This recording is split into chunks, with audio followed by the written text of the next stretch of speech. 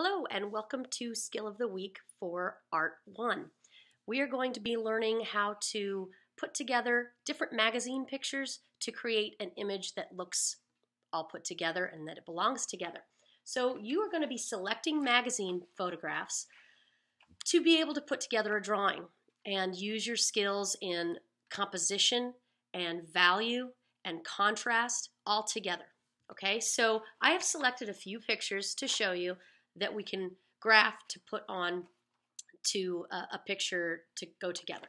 Okay, so I found this one in National Geographic. They usually have really good photographs, and it's just like in the desert, an old scraggly tree with some people around it. Now you can add or subtract anything that you need to. I like to put at least 3 pictures in so that I can have a variety of things showing. Okay, so this is what I was going to base my stuff off of, a desert area. Okay, and that is going to be in the background. And notice that I have graphed it in 1-inch increments. You attach it to your art file paper, and then from the edge of the paper, you go in and measure a set area, and then mark. I marked 1 inch on this one because I was going to keep it in 1 inch because that's the size I wanted it. Then I needed to select a middle ground area. And that's just the area between the background and the foreground, a little bit bigger than the background, but smaller than the foreground. And to go with that, I couldn't find a magazine picture of exactly what I wanted, so I did go onto the internet because I had a specific picture in mind. I wanted a decaying animal half buried in the sand. So I've got this bull that's buried in the sand, and I really loved the contrast in it. It's a little bit higher contrast than the tree, okay? Because the tree is going to be in the background, so it's going to be lighter. We're going to have atmospheric perspective taking place there, and anytime anything goes back in space, it's lighter. So this one is light, but it does have a little bit of contrast to it, so that works. And I graphed this in 1/2 inches. And I made myself a notation to enlarge it to 3/4 of an inch because I wanted it to be a little bit bigger than this, because if I try to put these 2 pictures together, this is looking like it belongs like right next to the tree. It's way too small. I need to make it bigger. Okay, and then for my foreground object, which is the thing that you really want to grab people's attention, you want it to be the focal point, something that is going to grab us and bring us into the picture.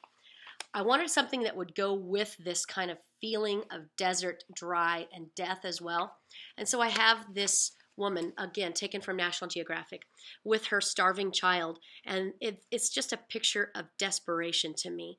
And it has really great contrast because her skin has light areas, shadowed areas. Her hair is a very dark contrast to her face. We've got some nice structure to her hands with some wrinkles and some veins and stuff. Her robe has some really nice folds and deep values back here. Good shadows in her hand back here. Good shadows under his arm. It's not just all faded out, and that's really what you want. And this feeling of desperation is kind of the narrative that I want to put into my picture. Now, I would like for you guys to create a narrative, something that tells a story, something that's symbolic, something that kind of grabs us and pulls at our heartstrings a little bit. Or it can just be a story of something else. It doesn't necessarily have to be heart-wrenching or anything like that. So this one, I also graphed it at 1/2 inches just because of the fact that if you tried to graph it larger, look at her eyes. They can go about halfway across the box, okay? But they're only a little ways up in the box, and then you've got this big space. I could have gone even smaller, but really 1/2 inch was probably enough for me. Some people might want to graph that face a little bit smaller just so you can get more detail in there. And you could do that. Like I could go 1/2 inches on the whole thing, and then just in her facial features, I could divide those into 1/4 inch, and that way it would help me divide it down even more. Okay, and I made myself a notation to enlarge it to 3/4 because I want this one to be really much bigger than this, because even though this is going to 1/4 inch, this, even though it's bigger, I want it to really jump out. Okay, so this is how I graphed it. Okay, these are at 3/4 of an inch, and I drew her in there first to make sure that I could place her in the right place. Now, I have her all the way down to here. I drew her body down to the edge of the paper. Unfortunately, I got something on it. It looks like something yellow. I'll have to shade that really well. And that could be part of the stuff that if you frame it or something that gets knocked out, so I wouldn't worry too much about it. But notice that I made my graph lines really, really light because you have to be able to erase these out of there. If you don't draw them lightly, you're going to have all these lines all across your paper when you go to shade, and then that's going to pose a problem.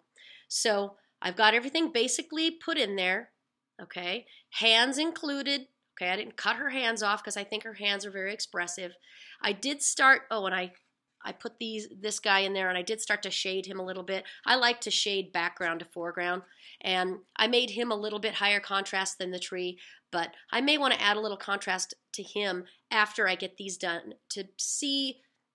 This is really going to be seeing how much more I need. I made it really, really light back here, so there's not a lot of contrast back here because she's going to be the thing that grabs our attention.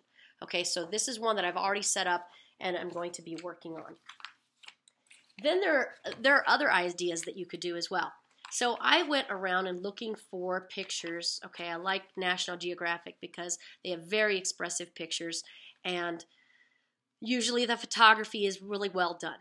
Okay, one thing I wanted you to notice in this first one, okay, the lighting is similar throughout all three pictures, okay, bright lighting, all right. Now this next one I'm going to show you is dim lighting, but all three pictures have dim lighting, and that's what's important, to have everything fit together. Okay, so I really liked this picture. Not necessarily her, it's just kind of weird, but I liked the bombed out kind of background. Okay, so I decided I'm going to use that bombed out area and all this rubble as my background. And as my foreground, and I graphed that in 1 inches. Since it's background, I can make it the same size because it's pushed to the back. Then I found this picture, and she looks like, especially in her surroundings, she's homeless. You know, she could fit in this surrounding. She could be a homeless woman that's been bombed out of her house, and she's got nowhere to go. And maybe she just was able to scrounge for this food. Okay, and I graphed her at 1/2 inches. And then I'm probably going to enlarge her quite a bit because she's going to be close in the front. And then I wasn't able to find, I was trying to find a really scruffy dog, a dog that just looked pathetic. I couldn't find one in the National Geographics, and I looked and looked and looked. So I did go online and just Googled scruffy dogs, you know, that look bad. And I found this little guy. He's looking pretty ragged and worn.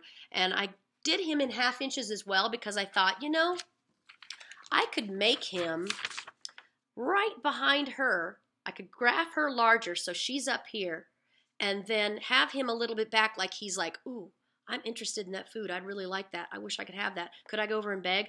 Okay, so it's telling a story of not just devastation, but also there might be some interaction between these two later. And she might even be saying, look at her lips. She might even be saying, I know you're there watching me. You can come over and get a little crumb. And he's like, oh, really? Look at his ears. They're perked up. So, you know, you can tell a story with your pictures. And they are much more effective pieces of art when you do so. So that's how we're going to build our structure, and then we'll start sketching it out.